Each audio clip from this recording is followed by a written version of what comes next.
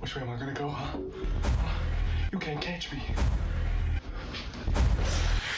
Do you die as soon as the killer finds you? Do your chases only last one whole stamina bar or less? Do you wish you could loop like those guys you spectate because you're dead and they're not because they know how to loop and you don't and you're a worthless piece of shit? Well, look no further. Welcome to my guide on how to loop in Bite by Night. In this video, I'll show you how to loop, what the best spots on each map are, and how to counter a good killer. Now the basic rule of looping is killer goes one way, you go the other. Here's what that looks like. The killer starts running that way, so I start running this way. In doing so, he's forced to chase me or use his abilities to try and counter me, creating the looping mechanic. Now every killer works differently, so I'll teach you the basics and how to counter each different killer on every loop. Now before we start, let's go over classes. I personally use Fighter and Security Guard as they have the best defense in a chase, but you can also use Customer as that's pretty good as well. Now you know the basics. Let's start with the best loops on each map, starting with Pizzeria. This map has the best and most straightforward loop in the game. This clumper seats right here in the center of the map. Let me show you why it's so strong with a clip of me in a 1v1 against a killer when all my teammates died.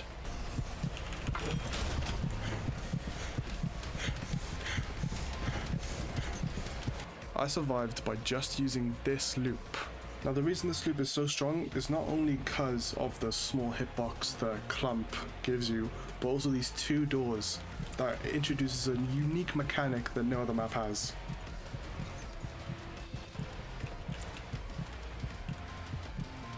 No other map has this, and the closing doors are really easy to get value out of. So as soon as you think the killer is going to get close to you, or you think you're about to get hit, always retreat to these two doors. Now what you'll see killers do to kind of counter your looping is either double back to try and catch you out of position,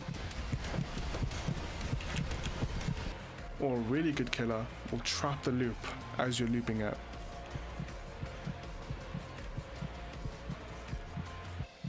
Now it's important, if they do this, you leave immediately.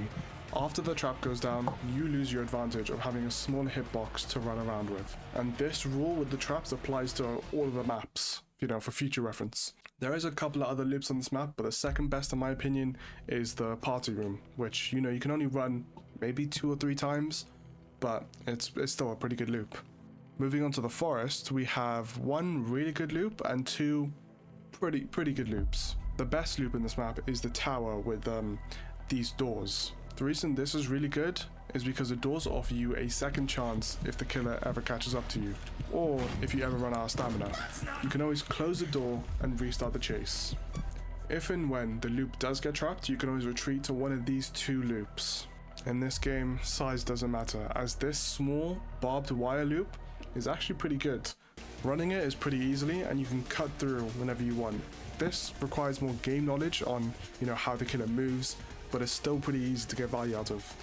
Now the last one isn't as powerful as it's just a one-way loop, but with 2 doors. Now like somewhat decent killer will just put a trap down on one of the doors, but if they do that you get some value out of it and it takes the killer away from all the generators, so you can't really loop this many times, but it will still be worth it to bring the killer here. Now for the last map, and probably the second best loop in the game, is on Warehouse. This map is the biggest and probably the hardest for the killer to win in my opinion, and the loop I want to talk about is this one here. It's really good because if you gain a lot of distance from the killer, you can stand on one of the corners and look on either side to get an advantage, to see where the killer is and move accordingly. Another strong part of this loop is the 2 doors. Using the same tech from the forest, you close the door if you ever run out of stamina or if you think the killer's going to catch up to you. Another bonus for this loop is that because it's so wide, as long as the killer doesn't trap one of the 2 doors, you can run it pretty well with the trap in the way. Now let's talk about the project animatronic. When I was talking about traps, I was mainly talking about Springtrap and Ennard's trap mechanics. With their abilities, they can lock off an area, but with the project, he doesn't have one of those.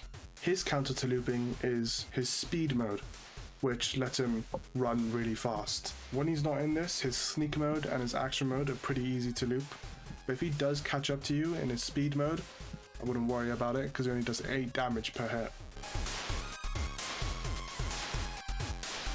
I low-key forgot to make an outro, so here we are. Here's the end of the video. If you want me to cover more of this game, let me know. I didn't go too into depth about, you know, the actual mechanics. I don't want to make this video long. I've got some more stuff that I can do by night. Depends how much love this, you know, video gets. So like and subscribe. Maybe do some community challenges, some more info videos. I've got a bunch of stuff in my head that I can do on this game. I'm gonna start posting more FNAF content since, you know, I'm in my FNAF phase. Maybe be more creative with my intros. You know, that one was kind of cringe, I'm not gonna lie, but I find it fun to do.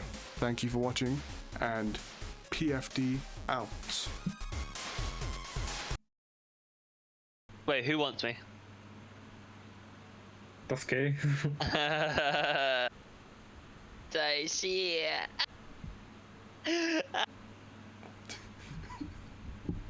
Every time you start screaming, you just cut out. So all he hears, ah.